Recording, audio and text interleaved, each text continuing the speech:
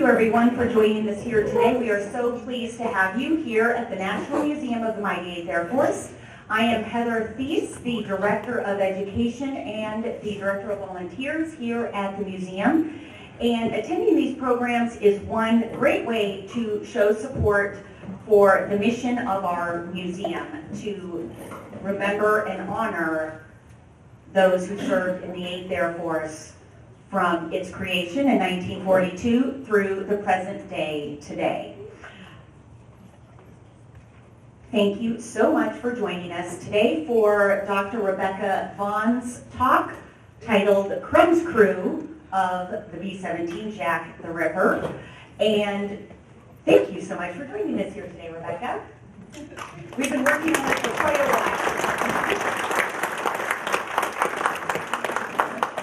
I asked her not to do a long intro because I have a lot of wonderful, amazing information. Okay, so will somebody time me in if I go way over, just let me know. Okay. All right, so I am the daughter of the late Secret Service agent Rufus W, Youngblood, so I'll abbreviate him RW, or RWY, and throughout the talk you'll see it on the slides. And he was at one point the Deputy Director of the Secret Service, and he's best known as the agent who used his body to shield Vice President Johnson during the Kennedy assassination. And I had the honor of presenting his story, of his life with 5 presidents, and he penned his memoir, 20 Years in the Secret Service, My Life with 5 Presidents. But he didn't write much about his amazing chapter, and so I'm excited to tell you about this chapter of his life as being a member of Crumm's crew of Jack the Ripper. So I didn't have a memoir this time, but we had a scrapbook, and in that scrapbook were hundreds of photographs, and little photographs and big photographs, and then newspaper articles and magazine articles, and then special orders and itineraries. And then I also have the manual that his crew co-authored following the Nazis. And this was very helpful. And then I have my mother's letters. She saved hundreds of letters when he was in the service and when he was in the Secret Service that he had written to her. I unfortunately don't have her responses, but I have that. And then Bill Leisure, the navigator of the Crumm's crew, he narrated the saga of the crew of Jack the Ripper, and that was narrated in 1992, and that has been very helpful for me. So I've read a lot, and I've become a member of these wonderful organizations, and I've done research here in the museum, and also at Maxwell, and then I've had a lot of great teachers. And many of you in this room have been my teachers. Vivian has been an amazing teacher. You teach me what the Make West Bests were. That was just the beginning. And then multiple things. And then Brent and Joe have taught me so much. Gary Hall is here. He's the historian of the 91st Bomb Group Memorial Association. So wonderful teachers. I thank y'all so much. So I'm going to break this talk down into 2 parts. It's basically a story of the 8th Air Force's early air campaign. So we're going to talk about the crew in the ETO, the European Theater of Operations, and then when the crew returned to the U.S. in February 43 through September 43, and a little bit before and a little bit after. So my objective in doing this research is to preserve this story, which depicts beautifully a crew during the 8th Air Force's early air campaign. And then I also want to relay how Crumm's crew contributed to the war effort upon their return to the U.S. in early 1943. So before the crew was in the ETO. So I'm going to take you a little bit through my father's training, as I think, again, it depicts some of the evolution of the 8th Air Force And remember at the time, the U.S. did not have an independent branch of the Air Force was not an independent branch of the military, and it was at one point the U.S. Army Air Corps, and then shortly after my father enlisted, it was the U.S. Army Air Force. So a little bit about my dad, since much of my perspective is through his perspective. He is a Georgian, was born in Macon, was raised in West End, Atlanta. He obtained all of his early education for the Atlanta public school system. And importantly, in Atlanta, he met our mother, Peggy Elizabeth Denham, and they met at West End Baptist Church. And they were high school sweethearts. She was his yearbook sponsor. He was the lieutenant colonel in his ROTC unit. And so immediately after the Pearl Harbor attacks, my father enlisted. So he falsified his age like thousands of young men. And he enlisted at Fort Mac in Atlanta. And he falsified his age at the time. So just a month later was the birth of the 8th Air Force here in Savannah. It was initially called the 8th Bomber Command, but for ease of history, we call it the 8th Air Force, but it was reclassified. But at the time, it was brand new, and they had only 7 men and no planes. Very good. So Dad initially enlisted in the Air Mechanics School at Keesler, and he was intending to get the air mechanics. He wanted to get an education, and it was expensive. He wrote to Mother once that this course would have cost me $1,000 in the private sector. So he wanted that, and then he was going to apply to cadet training because he wanted to be a pilot. So at the end of his first letter, he said, "Well, I'm in the Army and really proud of it. I think it's swell." So his unit transferred from Keesler to Lockheed, to California, and they took a train. And so this is the first time he had seen the country, through the window of a Pullman train. And he wrote to Mother about it. And they were training on the Lockheed Ventura B-34s. And he described, the trip to Mother, and he wrote, "Anyone who has taken a trip as we have and seen the spirit of the people should realize more clearly that what we are fighting for," I have to read this, "the dear old U.S. and the families and generations to come, it is worth fighting or even dying for." So that's Rufus. So his unit transferred back to the East Coast, and they were stationed at MacDill Field, and that was in Tampa Bay, and that was right around the time the 91st Bomb Group began training. And he could have completed his AM course and enjoyed a pass to see my mother, to see Peggy, since he hadn't seen her yet, and then apply for the cadet training, as was his plan, but instead he changed everything. He fell in love with the B-17. So he volunteered, which I say don't do, but he volunteered in the newly forming 91st Bomb Group, and the 8th Air Force was still in its infancy. It was only 4 months old at the time.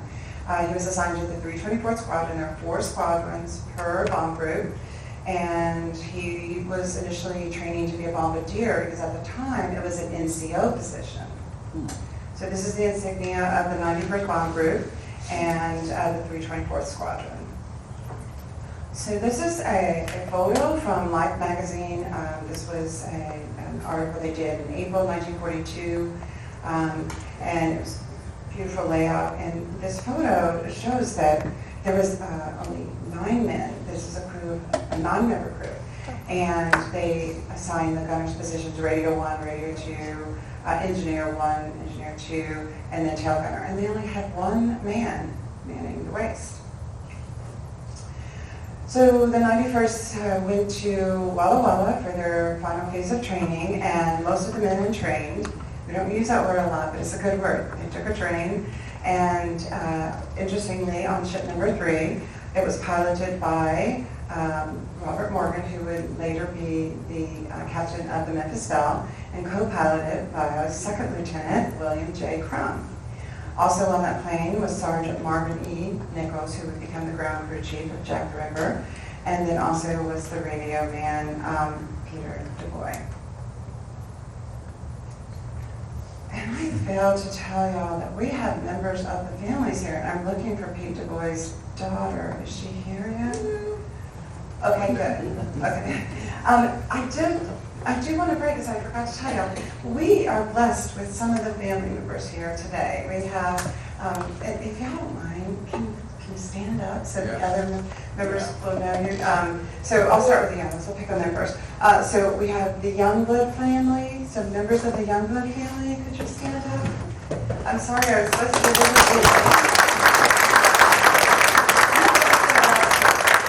That's my cousin.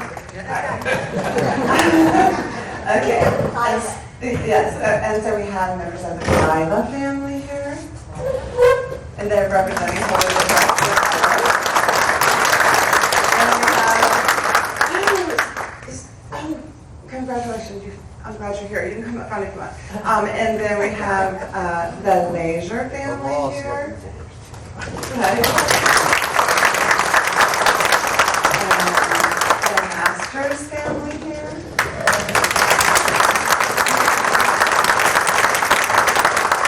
And the members of the Crumm family here.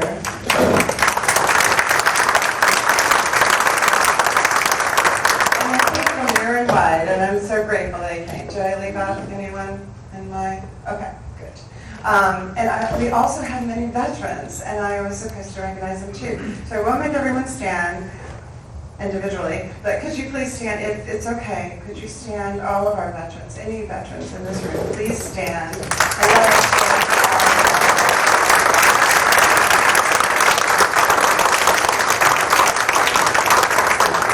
Okay, now I'll go back to my talk. Sorry about that.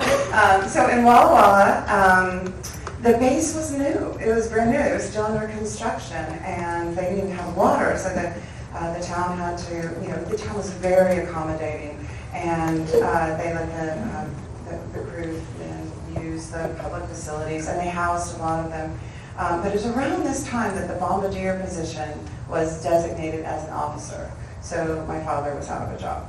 But it was also around this time they decided that they needed 2 men at the waist, and so that is how my father became a waist gunner.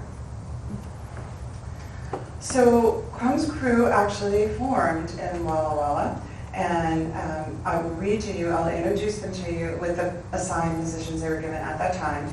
I'm not 100% sure when my father was added to the crew, if it was in Walla Walla or England, that's a little bit up to debate, but here we go. So we have our esteemed pilot, Lieutenant Bill Crumm, and he was 23 years old from Scarsdale, New York. He was a former football player, quarterback, and he studied economics at the University of Virginia. And he was described later in the newspapers as a tall, fair, good-looking young man with a habit of holding his listener with his direct gaze while he talks. Wow. We had Mark Gilman, the co-pilot. He was 26 years old from Bridgeton, New Jersey. He attended Stanford University, and he served in the regular Army for 8 years before transferring to the Army Air Force. Bill Navigator, 24 years old from Clymer, Pennsylvania, and he attended Indiana State Teachers College before the war, and he graduated the head of his class in celestial navigation. My father always said he was a genius. Robert Clyla Bombardier, 23 years old from Philadelphia, went to West Philadelphia High School where he was a track star, and he was also a math whiz. Carl Masters, engineer. He was 24 years old from Paola, Kansas. He worked for the A&P before the war, and he always touted that he was the man with the $1 million profile. And he was also described as a life of the crew. Harvey McNally, assistant engineer, 24 years old from Attleboro, Massachusetts, graduated from high school there, and he was a well-known athlete, varsity football and basketball star. Charles G. Wright, radio operator, 22 years old from Rochester, Minnesota, graduated from high school there, and he was employed by Capt Cheese Company before the war. James O'Donnell, assistant radio, 20 years old from Camden, New Jersey, employed by a construction company before the war. And this is a work in progress because there are some people I know less about than others. The people I was able to find family contacts, I know a little bit more about, and I almost one that I wasn't able to find the family member. Andrew Markle, he was a gunner, 26 years old, from Rosendale, New York, and he was a fruit farmer before the war, and they nicknamed him Pop as the oldest gunner. Wow. And then our father from Atlanta graduated from Tech High, and they teased him, they called him the baby because he was 18 for most of his missions, and then would say things like, does he even know how to shave? Do you need a diaper change after a mission? So meanwhile, the ETO was evolving. Brigadier General Ira Aker and staff were in England since February 42. And the 97th Bomb Group participated in the 8th Air Force's first mission to Rouen, France, and it was considered a success. So the week later, they dispatched the 91st. So the 91st moved out in two separate groups, the air and ground echelon. They left on August 24th, and the ground echelon included some of the young gunners because they couldn't fit all of the gunners on the plane because they had to bring some of the members of the headquarters over too. So some of the young gunners were also on the Queen, and they had trained from Walla Walla to Fort Dix, got on the Queen Mary, crossed, and then their end point was Kimballton Air Base. When I first saw this photo of the Queen Mary, I was really upset because I was learning about the Battle of the Atlantic, and I thought, how could the Army risk this precious cargo? There were thousands of men on these ships. And I talked to my friend, who was a wonderful teacher to me. He helped me understand World War II because he lived in England as a child there. And he was the late Commodore Robert Beignet of the Royal Canadian Navy. And he enthusiastically explained to me that she was the fastest ship of the seas, and she zigzagged her way across the Atlantic and evaded the U-boats and always delivered her cargo safely. And then, in the meantime, the air echelon entrained. It went to Dow Field, Bangor, Maine, some flew. But they had to wait because we weren't ready. The U.S. was not ready, and they were trying to build the planes. But by September 7th, 1942, the 324th was assigned 9 brand new B-17Fs. And Crumm's crew was assigned that long serial number ending in 490. And so they named their plane Jack the Ripper. I hate that name because when I Google it, I get these horrid pictures. But Crumm explained that they named it such to represent a force from England to terrorize the Nazis, and it became a favorite among the locals for that reason. So this is a color plate from Martin Bowman's B-29 Fortress book, and it shows Jack the Ripper, and as you can see, Jack the Ripper was a sister ship to the Memphis Belle, and also to the Bad Penny. And some of these markings came later, specifically the Triangle A. This was added after Crumm's crew flew on the plane in late 1943, and then also the Pinup Girl was added afterwards.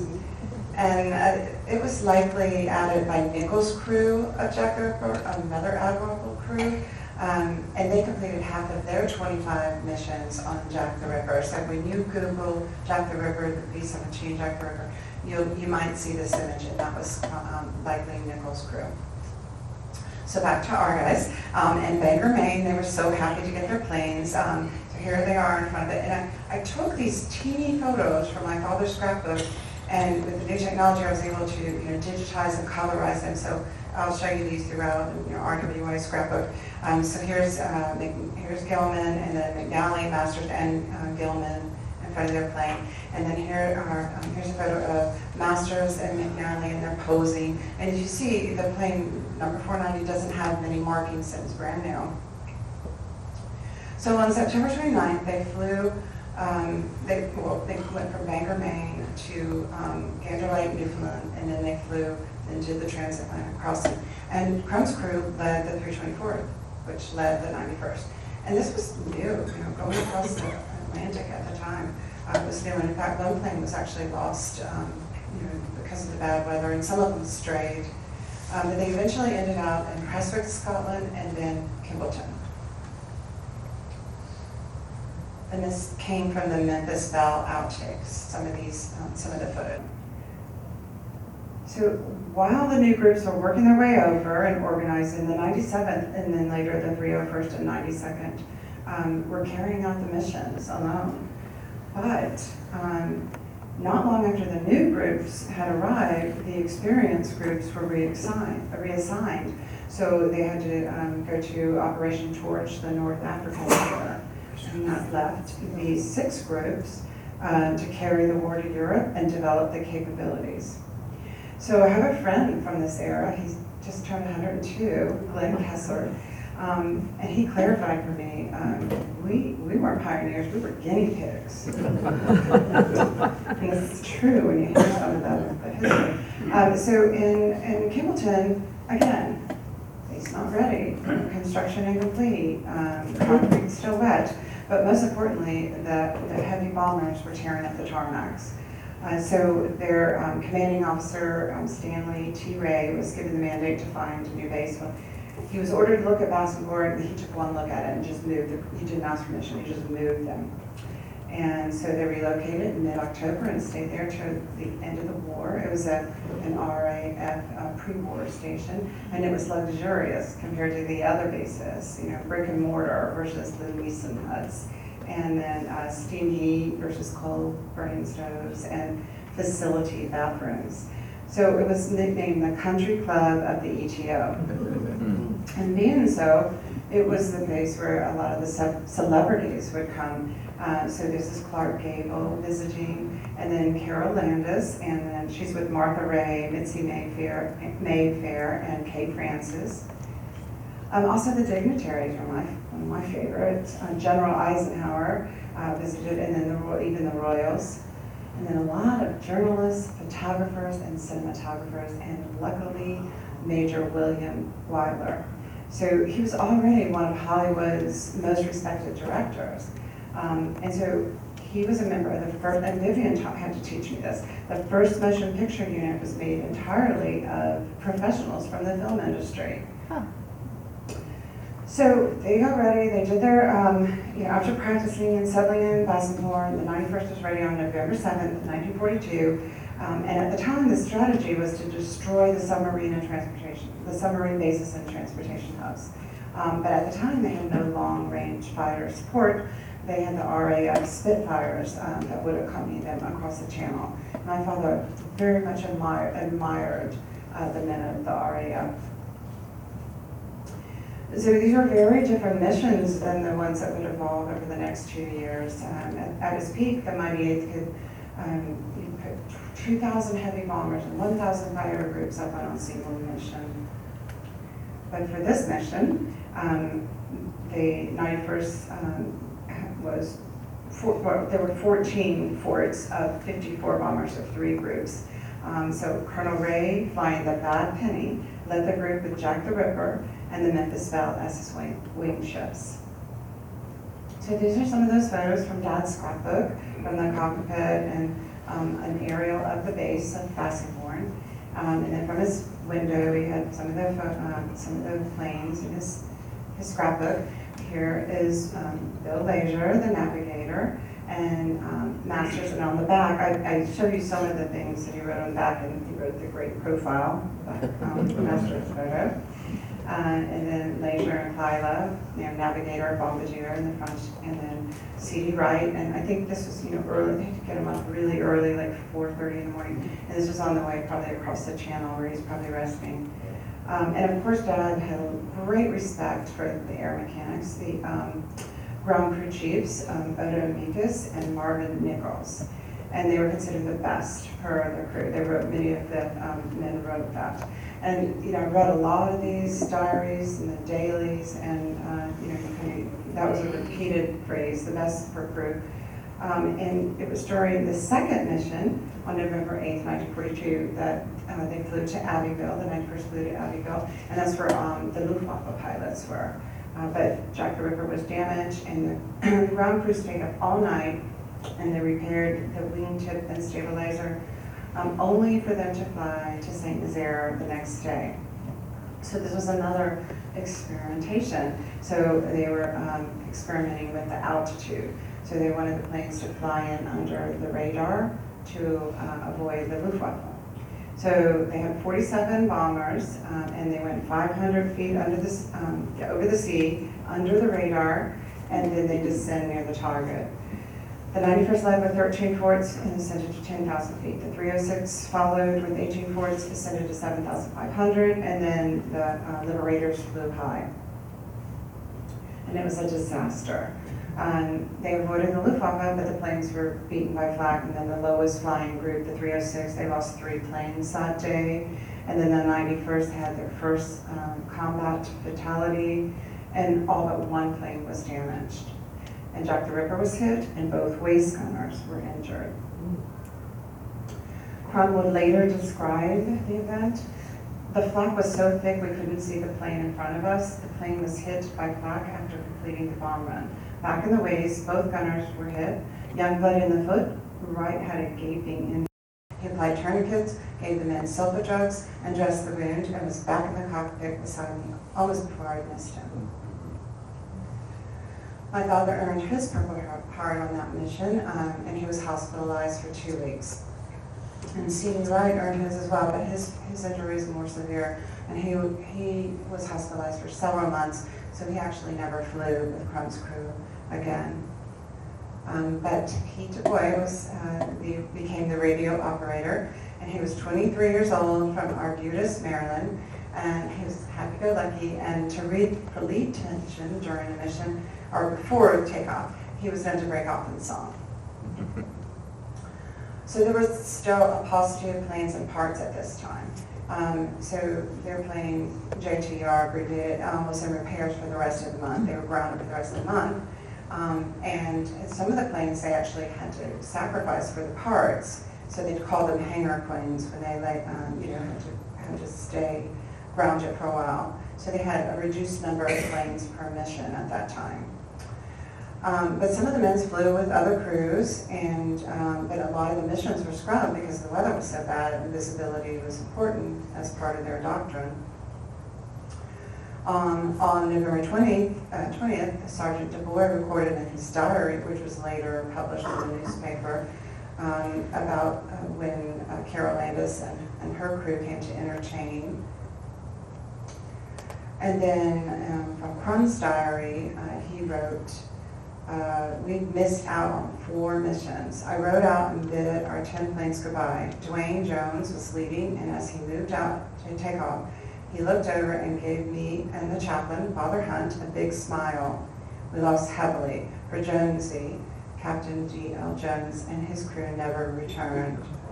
And also on that plane was their revered CEO of the 324th, Major Harold Smelser.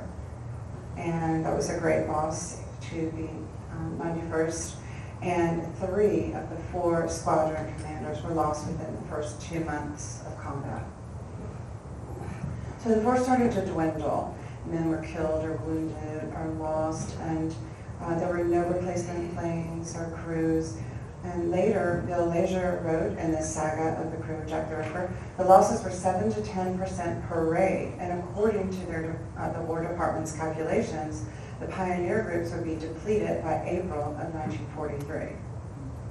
So they would go to Cambridge, some of the men would go to Cambridge, and they burned the names of their fallen comrades and their squadron numbers on the ceiling. And this shrine to the fallen airmen exists to this day. I actually took this photo. So if you ever get to England, if you ever get to Cambridge, go to the Eagle Club. It's moving. So their plane was ready, and on November, they forged ahead regardless, and they never turned back from the mission. So on December 6th, they raided Lille, France, the locomotive factory, and then on the 12th to Rouen, France, the marshalling yards. And at the time, their plane got battered several times, but they would always make it back. So they thought their plane was wonderful. But it was around this time that the Luftwaffe learned the bombers' weakness and began frontal attacks, hence the inspiration for the movie 12 O'Clock High. And Crumm later wrote, a standing comment on return was, I saw the guy with the red mustache again today. They came that close. So there's a total new type of warfare where you're suspended in the air and you can actually see each other. So I love this picture of Clyla, the bombardier. He's very strong, and this is him dressed for combat. And he carried these baby booties for good luck. And Tim Clyla actually had those with us, and he showed them to us last night. On December 15th, Pete Du Bois wrote, so when they were grounded, they would actually go to London and Cambridge, and Pete wrote about it and said, missed the train, so I caught a truck to London, went to Crescent, where I met Rufus at 12 o'clock, ate, then went to Piccadilly to see a stage show. And then on the mission to Romilly, Sorsane, many of the men wrote in their diaries about seeing the Eiffel Tower for the first time. Pete Du Bois wrote about that mission, had plenty of flak and fighters, had a couple of holes in our ship, 3 ships from the group were lost. And their number 2 engine was hit, and McNally in the ball turret was quoted to say, damn it, will somebody turn off that damn oil? This is the first time I ever sweat at 45 degrees below 0. On Christmas, Pete Du Bois wrote, went to midnight mass, got up late, cleaned the guns. The gunners always wrote about the importance of cleaning their guns. Went to the hospital with Lieutenant Crumm to see Wright, Teets, and Martin. So the following missions were back to the submarine pens. And then on the raid to Lorient, UPenn mode raid, Crumm was interviewed by Stuart McPherson, who was a BBC correspondent. And Mike Crumm sent me the link to Spotify, which had this interview. And my friend Jeff Johnson helped me incorporate a portion of that interview with some photos for this presentation.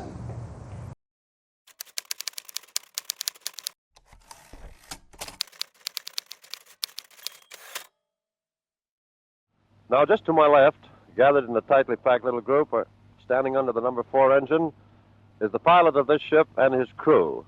This scene is taking place at the various dispersal locations all over the field at this particular moment. The men who will take this plane to the target and who will bring her home are having a final chat before they go to their respective positions inside the ship. So while the captain of the ship addresses his men, let's listen. Well, fellas, we're cooking again today. We're going to go out in the old milk run again. I guess this is about the 4th time we've been down there, so we should see plenty of fireworks. I'm going to give you a few words after Lieutenant Laser reviews the trip to you and let you know about where we'll pick up our escort going in and coming out. And then we'll have Lieutenant Gilman say a few words. So, Willie, you go ahead and give him the dope, will you? Okay, Bill. I will take off here in about an hour and rendezvous with the other groups down southwest England. We'll pick up our fighter escort about 10 miles off of France, right here. They'll go from there into France to this point. From there on, we're on our own. We'll go into the target, make our run, drop the bombs, and come back out the same way as we went in. And again, we'll pick up the fighter escort where we left them the first time. They'll escort us from there back to England. We'll be back here in time for a good lunch anyway. Bob, you checked everything in the bomb bays and everything? Yes, I've checked the bombs, bomb racks, and the bomb site. Everything's okay. All set to go. Mark, have you checked the plane and guns and everything, oxygen? Yes, everything's been checked okay. Now, McNally and O'Donnell, Wilson, Markle, Masters, and Du Bois, have you checked your guns? They good and dry? They won't freeze or anything now? Yes, sir. Yes, Yes, sir. Okay.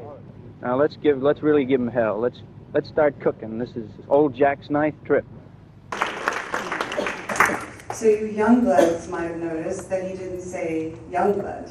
And that is because this was around the time the recruits were coming, and they actually even recruited some of the ground crew.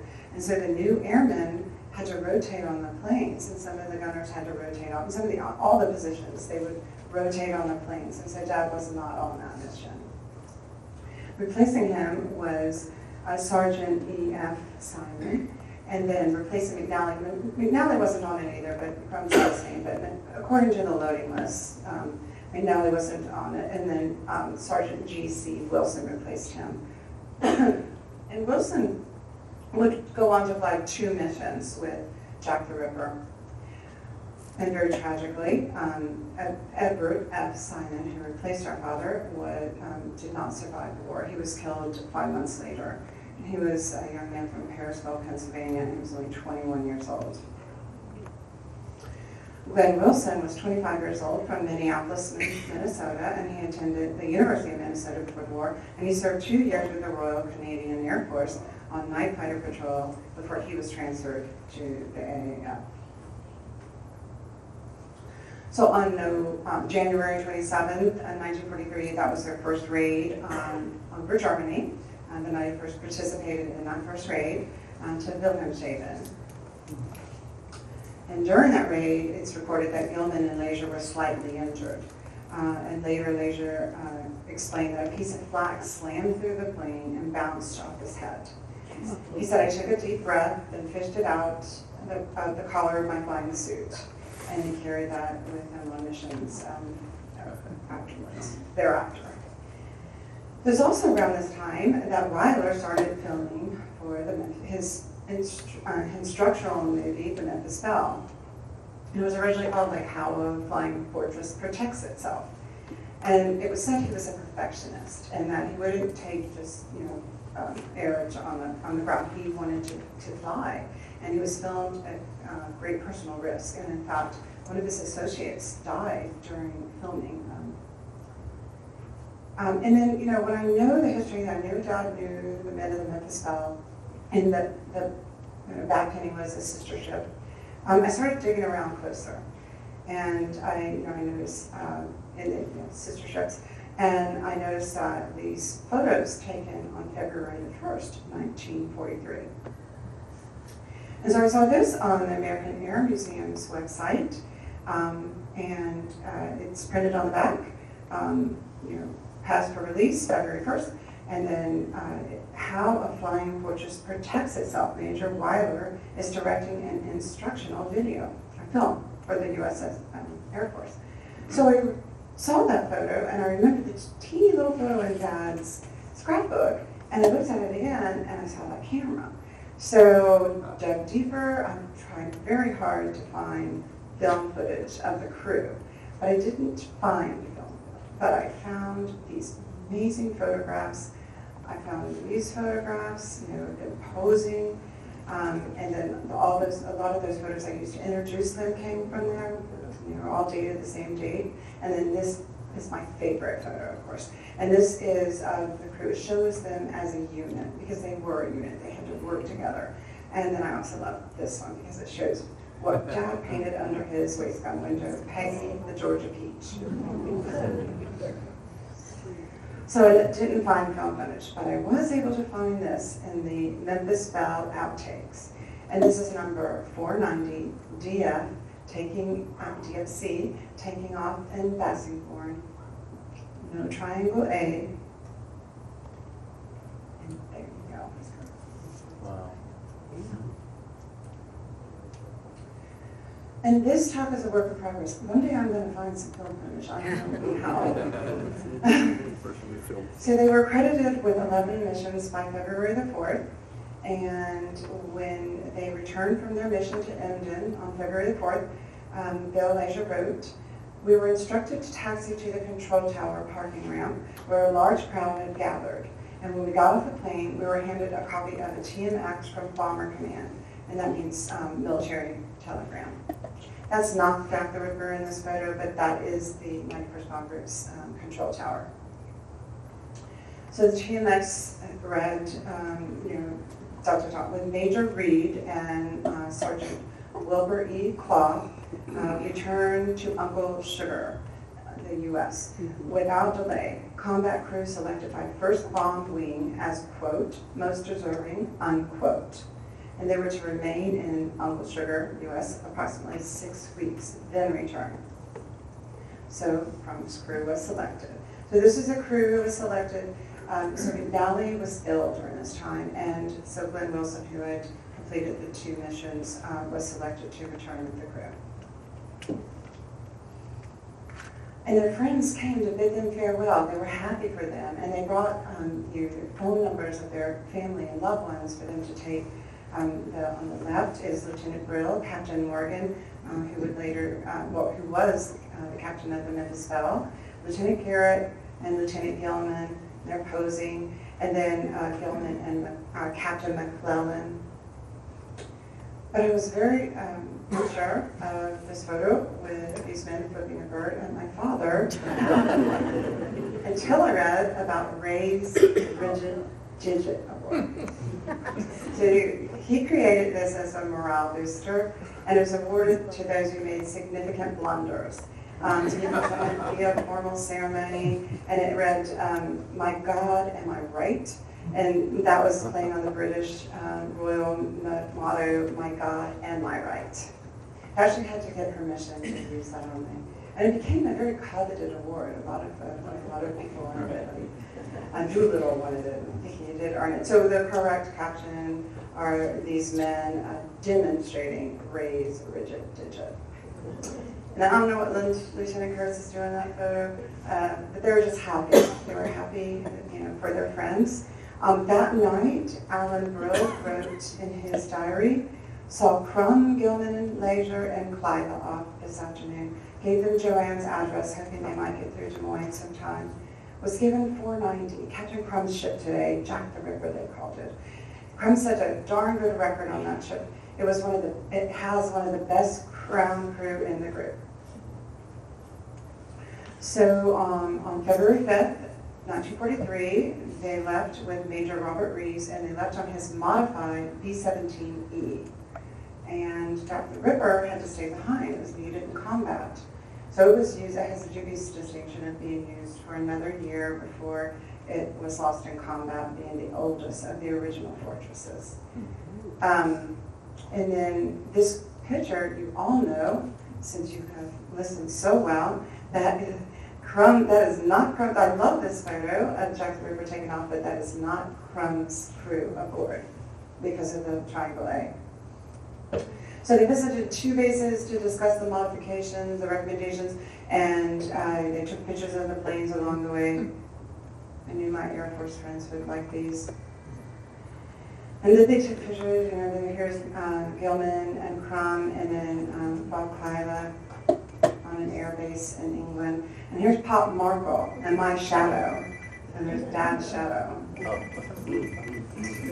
And they left on February 11th, and they went back to the U.S. via the southern route, and they arrived on February 20th. Here's Gilman and Marrakesh, and some photos of their journey.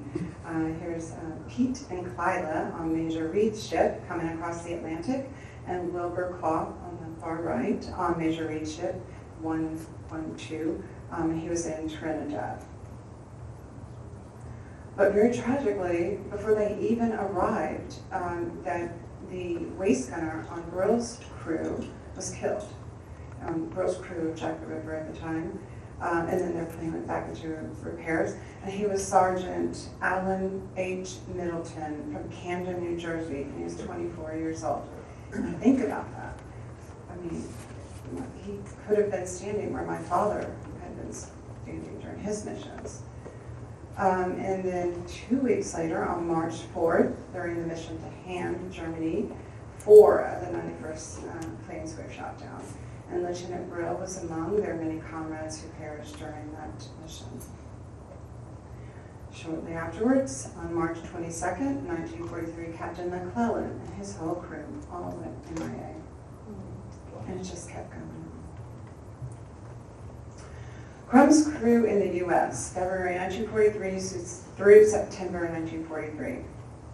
So the headlines rolled as soon as they arrived, and they were lauded as heroes. But they actually accomplished 4 important things when they were back, 4 contributions to the war effort. They consulted with the War Department regarding daylight strategic bombing. They recommended plane and equipment modifications. They assisted with training of the recruits, and then participated in the morale boosting tour. With their consultation with the War Department, this was shown during the consultation with General Hap Arnold and the newly built Pentagon.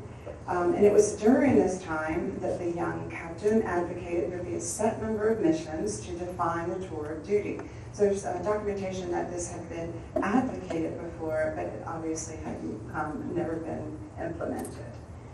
And the young captain said, "I have never seen a bunch of fellows more anxious to fight and do their part, but it is a funny feeling when you sit up there and see your squadron dwindling down and down and down. It just looks as if you're going to stay until you get shot down. If a definite number of missions or months to fly was set, they would have something to work for. And I think this is one of the most important things. And I know that the fellows that are still over there, the ones that were left behind, would be awfully glad if something was done about it." So after I read this, I already admired him. But I thought about this young man, in the Pentagon with his general advocating for his men. And I think it is no surprise that he became a major general. He went on to say, "As far as the number of missions goes, I don't think in that theater, with it getting a lot rougher over Germany, that it was during our first raid, that a crew could take more than 15 missions. After 15 missions, I doubt whether one or two will get back, seriously." So they set the mission number to 25. For the second contribution, they recommended the plane and equipment modifications, and they did that, with Major Reed. But they advised the Air Force engineers regarding the aircraft and equipment modification to better serve and protect the airmen. They had a lot of recommendations, but their primary concern was the lack of the chin turret due to the frontal attacks. And then, the waist gunners recommended they stagger the windows because when they had only one man on the B-17Es, the windows were adjacent, directly across them. There's no operating room. They couldn't wear their parachutes.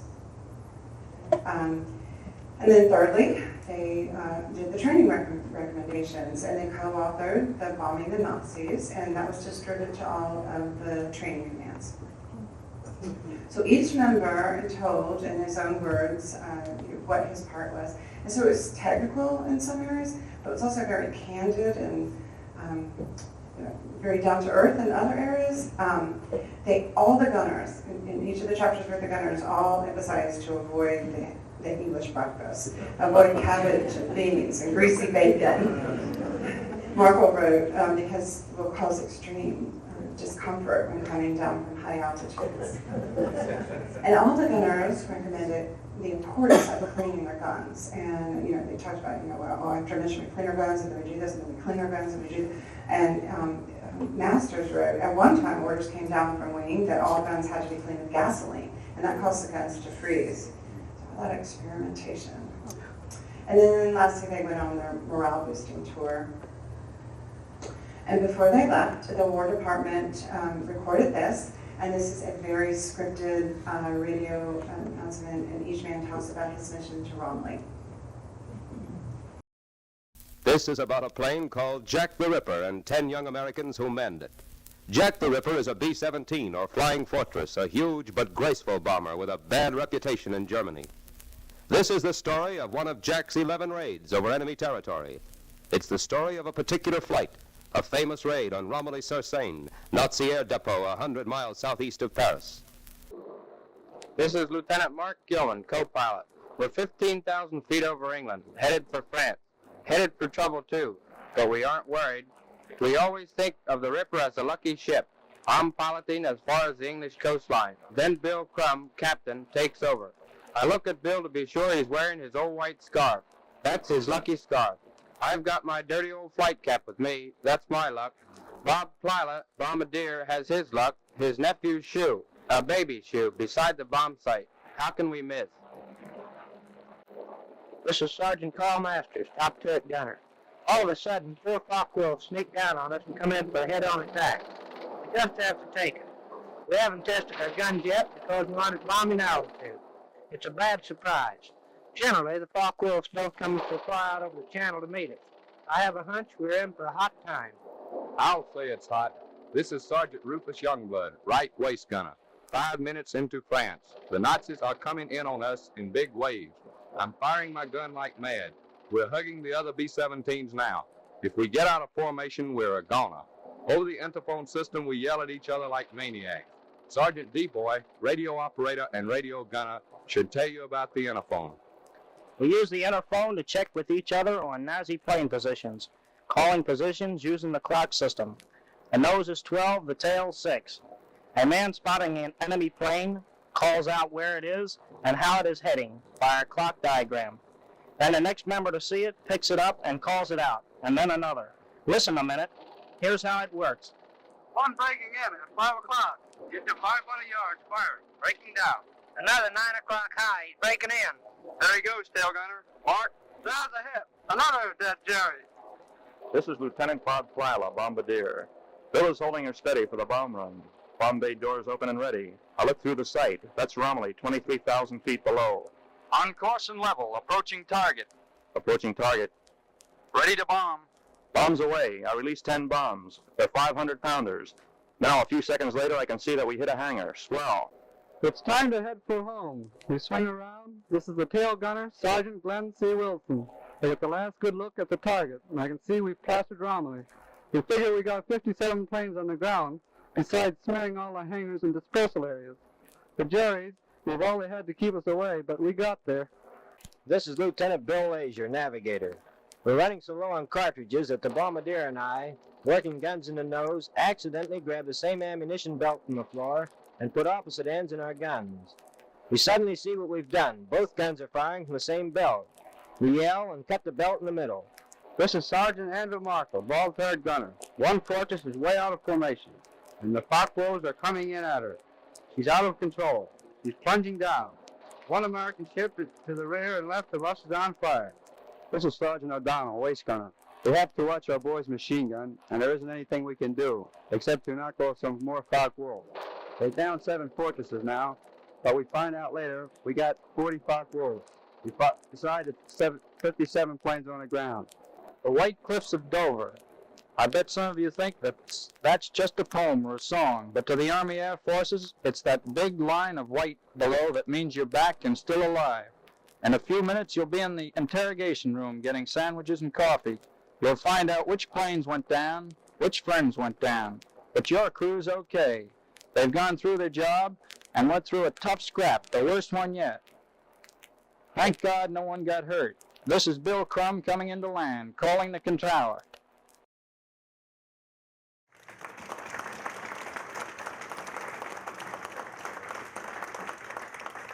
And off they went. And they were temporarily reassigned to the 2nd Air Force, which was responsible for training. And they went on a cross-country tour, which embarked across the nation. And they, again, were lauded as heroes. They raced across the nation, making headlines everywhere they went. And some of the headlines were quite clever. They made Jack the Ripper rip. And then the multiple articles, this was one of my favorites, because it's very inclusive, very thorough, describes each of the young men, and it also includes a little bit about Wright and McNally. And it describes their missions, but I also love this depiction of the young captain. In one letter, Dad describes seeing the Mount Rushmore for the first time en route to Wyoming, and he wrote, we had to go a little off course, but we saw it, and after that we did a little hedge hopping. We weren't supposed to, but it gets pretty monotonous just cruising along. Marco called up on the interphone and told Captain Crumm he was harvesting the wheat too early. He went on to write, I've been getting a little stick time, but Crumm won't let me do anything but fly straight and level. They were featured on 4 national radio programs. Dad wrote, Vox Pop means voice of the people. It's a swell program. We didn't use a script or act or memorize. It's just an informal chat. That Warren Hull is one of the swellest guys. And then they were on Soldiers with Wings with Constance Bennett and John Wayne. I can't find that. I'm going to find that. And there was John Wayne. And then at a talk at Martin Bomber Plant in Omaha, Masters called his fellow gunners' parents the Mukas. And he said, "Tell the folks I still think the Army's tops, Donald Muka." And they visited 19 heavy bombardment bases of the 2nd Air Force. And somehow, during that time, the young captain married Ella Jane Tenney in Tucson, Arizona on April 1943. And so the news bantered about this whirlwind 4-hour courtship, and this is one of the articles was Fast Worker in Love. But she explained, they had met over a year ago when he was stationed near Tucson, and we'd been writing, and when he came back this time, well, we just knew it was the real thing. Ella Jane Tenney. Later wrote, we appeared at 36 mass rallies of industrial plants before 235,000 workers. Here they are at the Goodyear plant, and if you notice, the majority of the workforce is female. And here they are signing one of the B-17 tanks in assembly. And I love the little boy face of Captain Crumm there on the far. And then Douglas aircraft, here they are, and everywhere they went, they praised the workers and they encouraged production and keep those planes coming. I know I would have loved to know what they said. He said, at the Vega aircraft plant in Burbank, California, they were presented with Jack the Ripper 2, fresh out of assembly. And Bill Asia wrote, but it wasn't all work. Major Rossi of San Francisco also held a reception for us, and we were given a dinner party at Fisherman's Wharf. And we spent a wonderful week in Los Angeles, where Major Vaugn had a welcoming ceremony and reception for us. We were wined and dined at the Motion Picture Studios, Earl Carroll's RCA, the Brown Derby, Carol Landis's home, the whole circuit.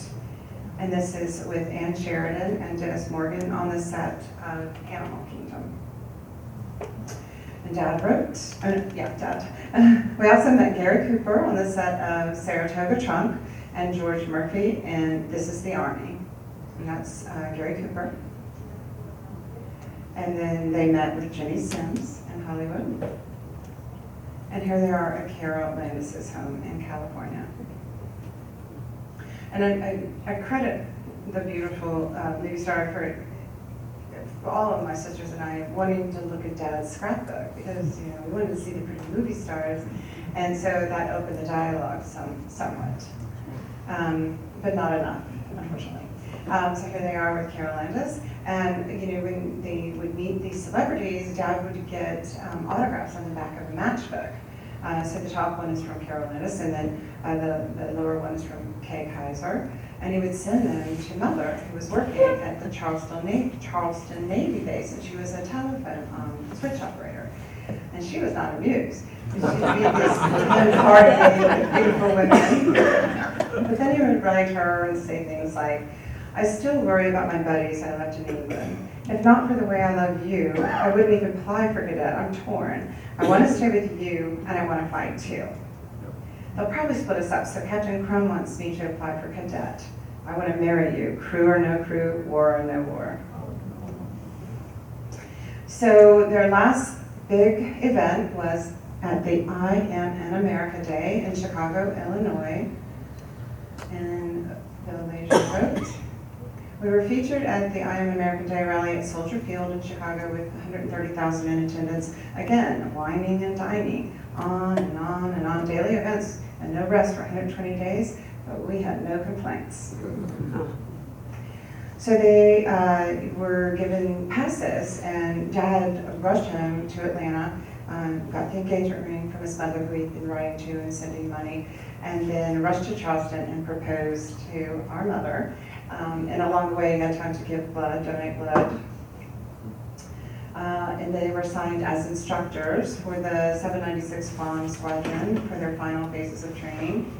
And Dad wrote, if you see any articles about the Memphis Belle crew, please save them. Those fellows were in our squadron and are all good buddies of mine. And then they got married. He took a train from Louisiana to Orlando, and she took one from Charleston to Orlando. They got married, and she went back to Charleston, and he went back to Louisiana.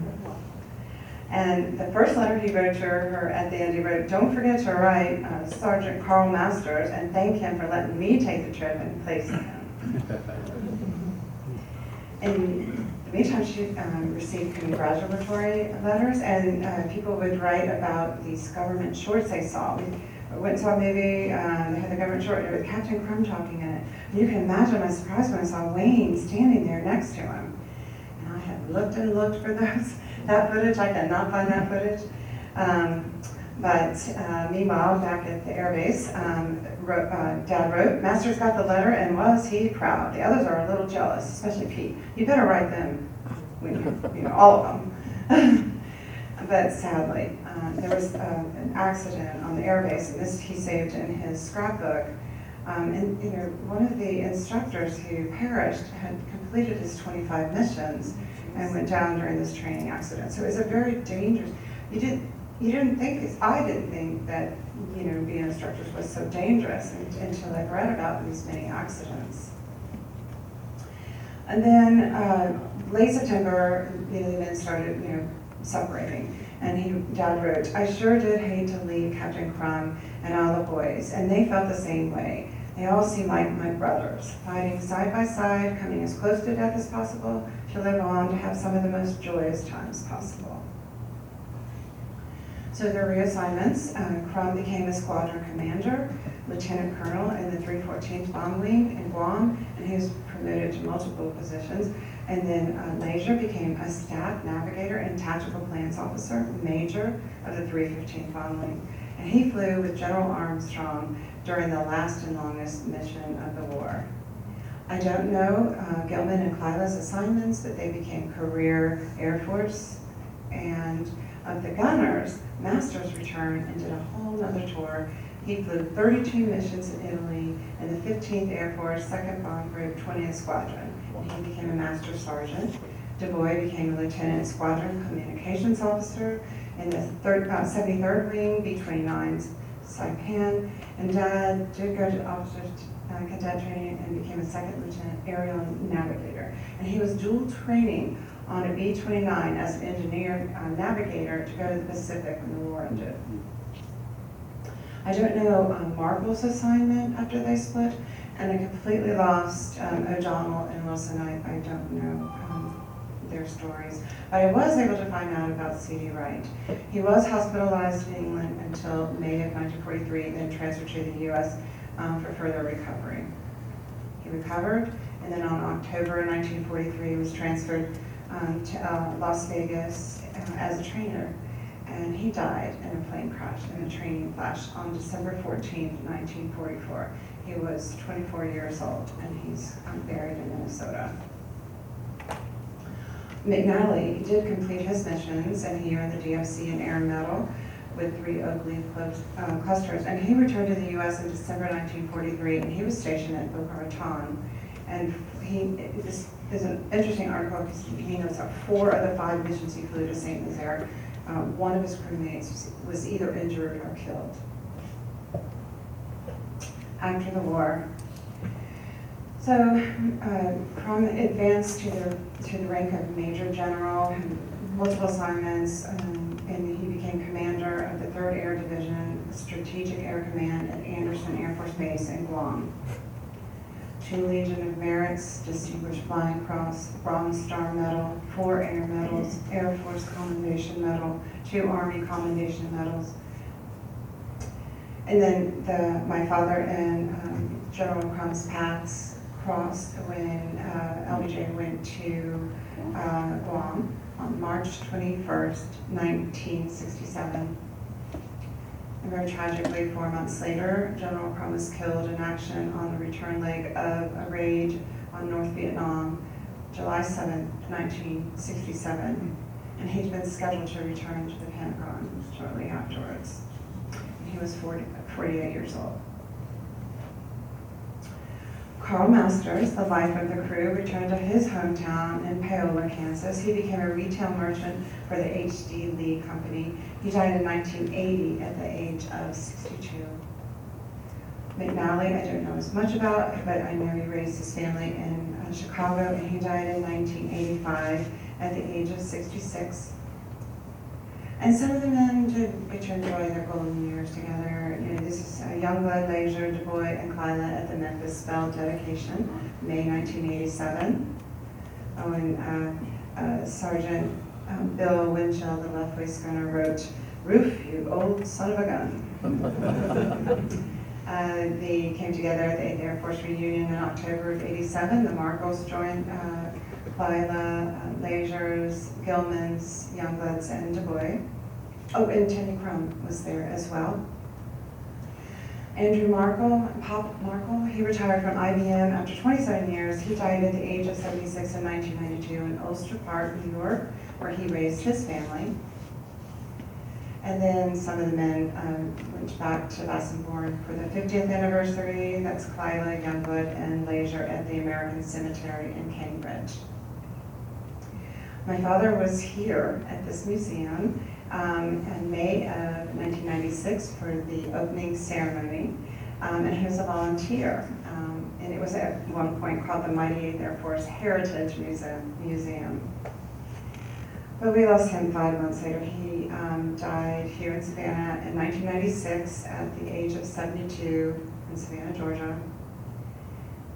Bill Leisure, the genius, became an inventor and manufacturer of packaging equipment, a rancher, farmer, and provider of agricultural services. He died in 2001 at the age of 82 in Houston, Texas. Pete Du Bois worked as a waterfront superintendent of Baltimore docks. He died in 2007 at age 87 in his hometown of Baltimore, Maryland. Colonel Gilman, he became the Air Force's European Director of Information and then the Assistant Director of Information at the Pentagon. He was a retired colonel after 34 years, and he died in 2009 in Falls Church, Virginia at the age of 92. And lastly, Lieutenant Bob Clyla. He remained in the Air Force for 20 years, and then he retired as a lieutenant colonel, and then went back and worked for the CIA for another 20 years. And he died in 2009 at age 89 in Washington, D.C. So this is what I know about Crumm's crew of Jack the Ripper and their unique role during the 8th Air Force's early air campaign.